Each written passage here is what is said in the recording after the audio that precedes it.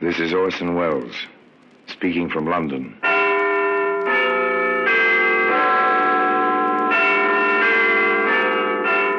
The Black Museum, a repository of death.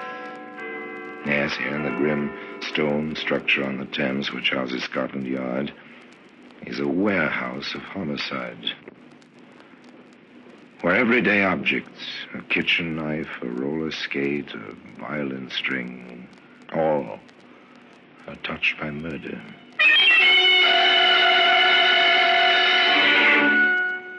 Here's a .32 caliber bullet.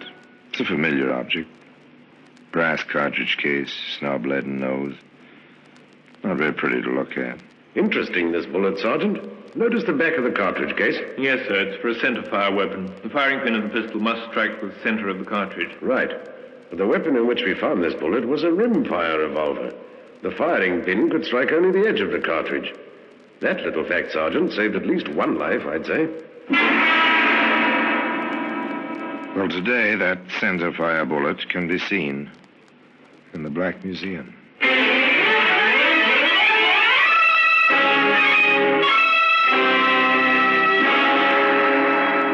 From the annals of the Criminal Investigation Department of the London Police, we bring you the dramatic stories of the crimes recorded by the objects in Scotland Yard's Gallery of Death, the Black Museum.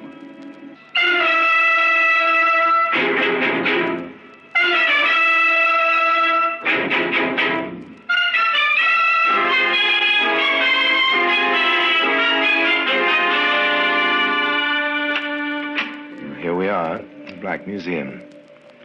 Scotland Yard's museum. A museum of murder. Here lies death. So orderly, so well kept, row and row. A macabre record of the violence of many generations. Each object in its place, each marked, tagged, carded with name and place and date. Each object in this room enjoyed in its life one supreme moment when the eyes of the world were upon it, and it played its silent part in a case of murder.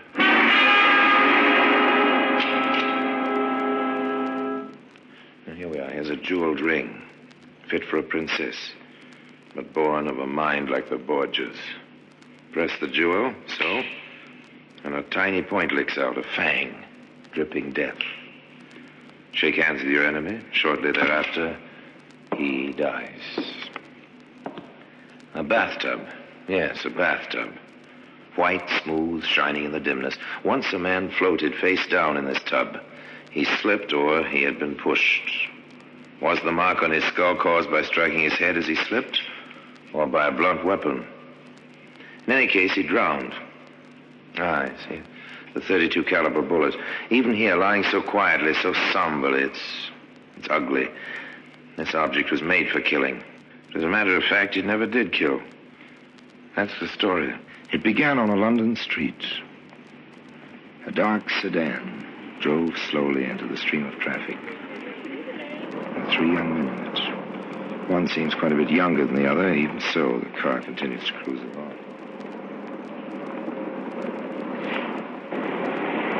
You got everything straight, Rod? Sure. Do you think I'm a goon? You just want to be sure, kid. That's all. Now, what did we tell you? I'll stay in the car till you wigwag it's all clear. Then I'll go in with you. Hey, there's a chance to park the old bus. Kinky? Watch the fenders now.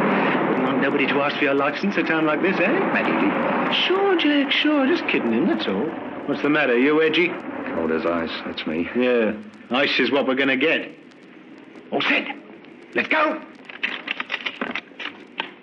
2 young men leave an automobile, stroll up the street, hands in pockets, cigarettes dangling loosely from their mouths. They walk past a busy jewelry store. Pretty crowded. Maybe we ought to wait. Could be. No use taking chances. They stroll a few steps farther on. They turn, start back, quite casually. Hey, what's the kid doing? Oh, the guy's gone into the store. Come on. The goon must have thought we made the signal. Got your gun? What else? Slow down now. Here we go. Rod, what's the idea? You wigwagged, didn't you? Never mind. Let's do it. Right. All right, everybody, this is a hold-up. Over against that wall. Everybody. These guns are loaded. No! You don't take my stuff! No! Shut up, you. Quiet. Anybody talks, I'll give it to him. Rob, grab the junk on the counters. You there. Stand still. Stop the button. Rob the car. Stop the engine. Maggie, scream.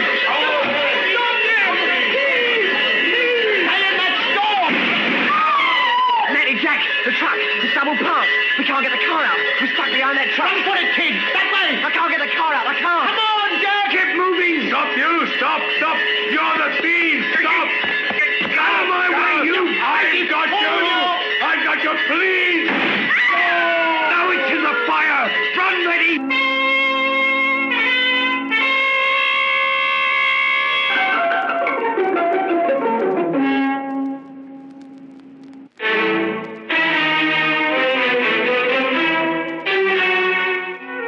A man lay dead on the sidewalk. The crowd milled around him. The black sedan stayed in its place. 3 young men disappeared in the teeming streets, disappeared completely and utterly. A few hours later, in a quiet office in Scotland Yard, Inspector Bowers and Detective Sergeant Wood looked at what they had. Not very much of anything, have we, Sergeant? No, sir. Descriptions which could be any of 100 men and 2 bullets. A 45 bullet from the woodwork in the jewelry store, and the 32 which killed that fellow. With no guns to go with them. Well, if those boys were smart at all, they've ditched the guns. Funny, you'd expect a lot more shooting in a thing like that. They were conserving ammunition. Oh, well, I don't know. Circularize the descriptions, and what there is of them. That's about all for the moment. Yes, sir. 3 men, youngish, white handkerchiefs over And there. that was all. Now, where do you start among 8 million people searching for 3 youngish men who may be miles away by now? Well, the answer is you don't start. You wait. You have patience. And sometimes your patience is rewarded. Sometimes sooner than you expect. This is Wilson, Inspector. He's the cabbie who called in this morning. Ah, how do you do, Wilson? Sit down. Thank you, sir. Thanks very much. Wilson may have something on the jewelry store killing, sir. Yes, well, let's hear it, Wilson. Well, sir, I never thought about it till I seen the papers this morning. All about the hold-up and that poor fellow got himself killed yesterday. Yes, go on, Wilson. Well, sir, I was taking my cab along Queensbury Road, about a block from the place where it all happened, when a fellow with a white thing round his neck hops on the running board. I'm a fare, so I waves him off. Then I see him go into that big building, the Brook building, I think it is, sir. Corner of Queensbury and Maidstone. Oh, you're certain of this, Wilson? Oh, yes, sir. Anything else? I'm not so sure of this, Inspector, but I think I saw another fellow run in the building after the one what jumped onto my cab. Oh, very good, Wilson. Well, you may have been quite helpful. Thank you very much. Thanks. Get your hat, Sergeant. We're going exploring. The reward of patience. And sooner than expected, but only a bare and vague beginning. This kind of investigation takes long hours and hard work. And endless questions. Up and down the hallways of the large office building, in and out of business offices. Did you notice any commotion in the hall yesterday around 3 o'clock? Did a man with a white scarf around his neck take your elevator around 3 o'clock yesterday? Did you hear any running or anything like that around 3 o'clock yesterday? On and on, upstairs, downstairs, nothing. No one noticed anything, nothing irregular, no commotion. What was that? Did the porter notice anything? 2 fellows. One of them had a raincoat, I think. Both of them had white rags round their collars, sort of. Oh, you're sure of this? Oh, yes, sir. They seemed in a hurry, sort of. Where did they go? Which office, you mean? That's right. Well, I wouldn't know, sir. They went up the stairs just as I was putting some empty waste cans on the service lift. Oh, did you see the men again? Well, now you mention it, yes, sir, I did. Where? On the 3rd floor it was. I was taking my mop to the hall. One of them was sort of half sitting on the stair rail. The other fellow was looking out of the hall window that opens onto Queensbury, sir. They didn't have the white rags, sir, but they were the same fellows. Anything else? No, sir, not that I remember. Oh, Bob Saunders might know something, Inspector. Oh, who's this Saunders? Oh, he drives a van, sir. Been making deliveries to this place every afternoon for years. Ah, thank you. Right, well, let's go, Sergeant. Maybe Mr. Saunders does know something. We have your address. You'll hear. They reached the street outside, just as a large, rather decrepit truck, driven by an equally decrepit elderly man, pulled up to the curbstone. You, Pop Saunders? That's me. Who are you? Sergeant Wood, Scotland Yard. This is Inspector Bowers. Yes? Have I done something? No. but you may have seen something that'll help us. Yes, sir? Were you here at this time yesterday? Yes, sir. I'm always here. This time of day. Well, did you notice anyone with a white scarf go into the building? Running, perhaps? Oh, those two. Yes, sir, I did. Funny thing, they seemed in such a hurry. One of them had a raincoat. They came out later. No scarves and no raincoat.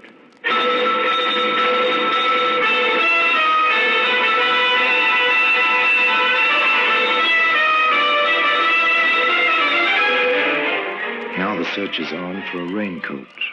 Scarves or handkerchiefs can go into pockets, not raincoats. The Brook building swarms with police. Every nook and cranny is inspected.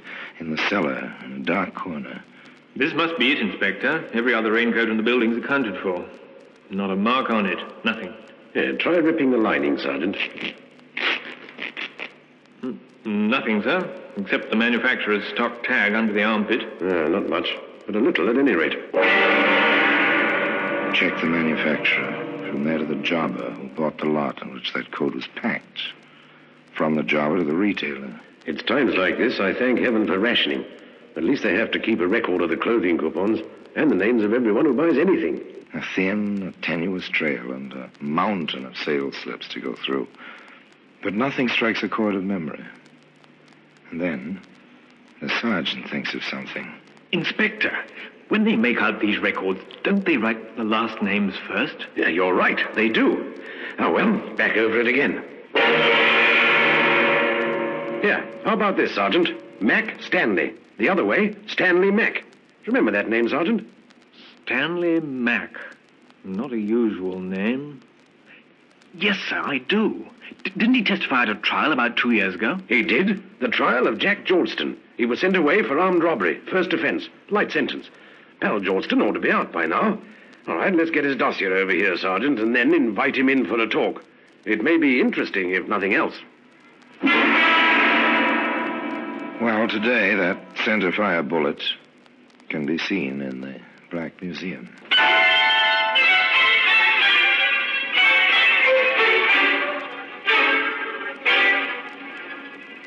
It was a long chance. One man buys a raincoat. This man happens to be a witness at another man's trial. The defendant is sent to prison for armed robbery under circumstances similar to the case under investigation. The inspector in charge sends for the convicted man's dossier and finds. Well, so Jack Georgeston was released from prison 6 days before the Queensbury killing. Well, let's have the young man into the yard, shall we, Sergeant? You'll be able to find him easily enough, I think. If not, we can suspect flight because of guilt, can't we? Send a pickup order out for him. Jack Georgeston was found. Found quite easily in London.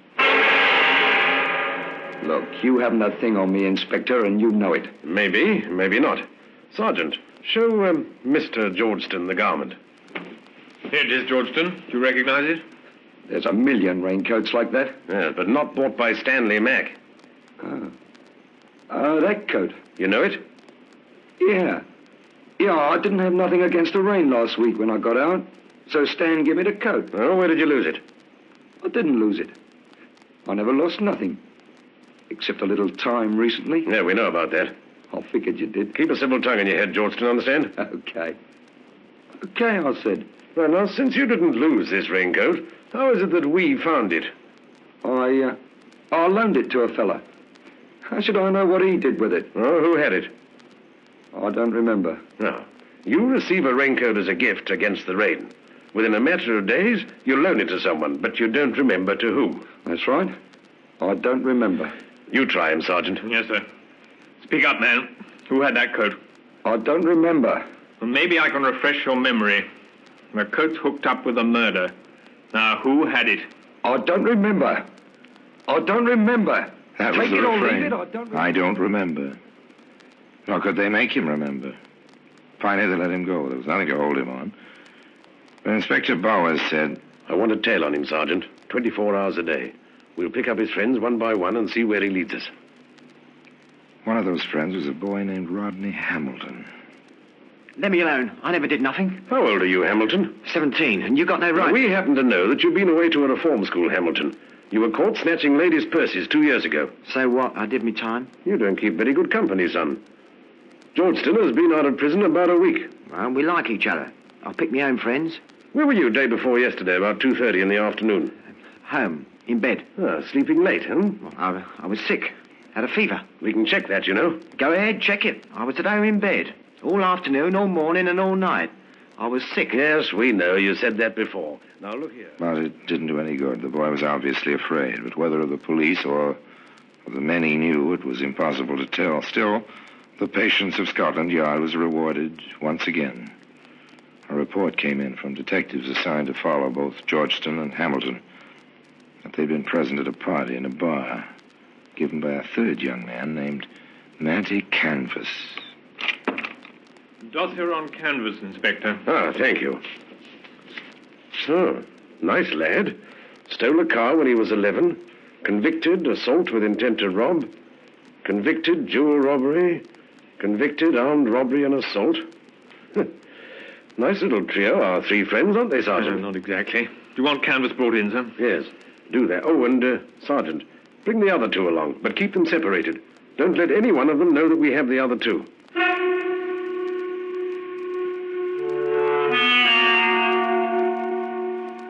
Nothing highly dramatic, merely routine, Scotland Yard routine, recognizable as standard practice by any policeman in any large city. Bring him in for questioning. And it always helps to have a few facts on which to base the questions. With this in mind, and knowing their underworld, Inspector Bowers and Sergeant Wood repaired to that certain bar where Matty Canvas held parties for his friends. Nothing much here. Well, there may be. Keep your ears open. Another pint of ale, please. Hey, right, was it? Oh, here now, Larry. Let me wait on the gentleman. Seat yourself, Miguel. Seat yourself.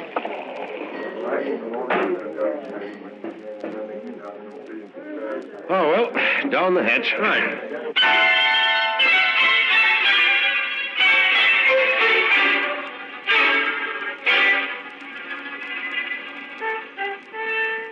Patience. Frequent the bar. Wait. Keep your ears open. Don't talk. Just wait. Say, Larry, you hear they picked up Matty? Yeah, and the other two. Rod, too? That kid? Well, I, for one, ain't sorry. Gives that place a bad name, having kids around with guns in their pockets. Not bright. Canvas ain't bright, that's for sure. Lets himself get bunked out of 5,000 quid's worth of stuff. Gets mad and works the kid like that there rod. Oh, well, so it goes, I always say. Another couple of pints, please, miss. Oh, yeah, sure.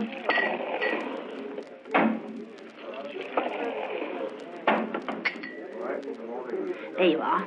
Do you know a lad named Canvas? Me? I don't know nobody. How about a kid named Hamilton? You think I'll keep track of everybody comes in here? Yeah, that would be difficult. I thought I heard you mention Mr. Canvas by name. So did my friend here. Then you thought wrong. We don't encourage conversation with the elder. No, I don't suppose you do. Care to have a drink on us? I'm not certain that I drinks with cops, mister.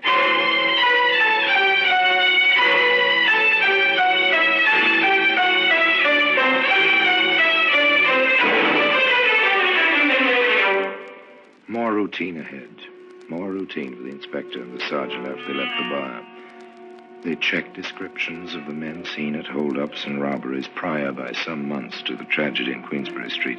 In one case, a description tallied with Matty Canvas. Mr. Canvas was invited out of his cell and into the inspector's office.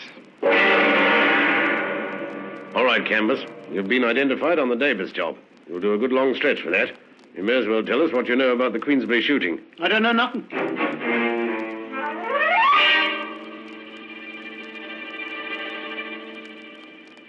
Turn King's evidence, Canvas, and you'll get off easily.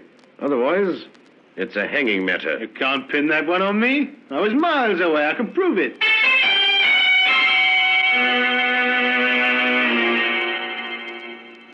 Well, suppose I told you the kid's been talking his head off. Rod?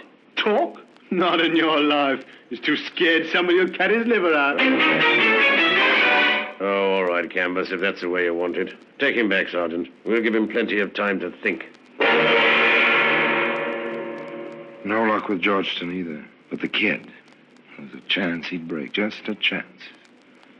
The inspector took it. Look, boy, Your pals are saying that you held a gun that killed the fellow in the Queensbury hold-up. I never had a gun. Maybe they're framing you, lad. After all, you're pretty young, 17. You won't hang. They will. So naturally, they say it was you. I didn't. I never touched the gun. Canvas says you did, that you had the 32 all the time. I never did. They can't say it. They can't. But they do. Both of them told me. Looks to us like they got together to put the job on you. Well, why shouldn't they? They might have to die. But there were only 2 guns. They had them. You've got to believe that. You've got to. We don't have to believe anything except evidence. If you had the guns, if I told you where they were, I said it. I didn't mean to talk. I did. Keep talking, lad. It's the only way to save your neck. My neck? If you held that gun and pulled that trigger... All right, we threw the guns away, both of them. The 45 Matty had and the 32 Jack had. We threw them in the river from the quay at the Lancashire Wharf. If you can find them, you'll see. Maybe there'll be fingerprints. You've got to find them guns. You've got to.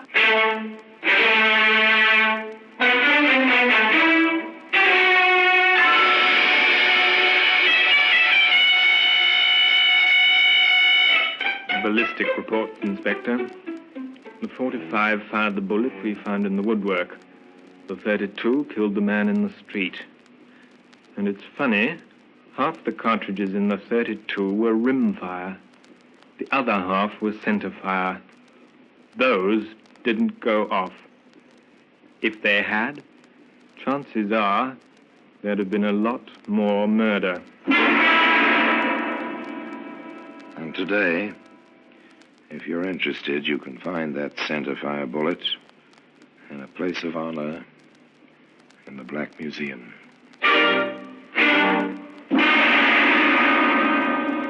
Orson Welles will be back with you in just a moment.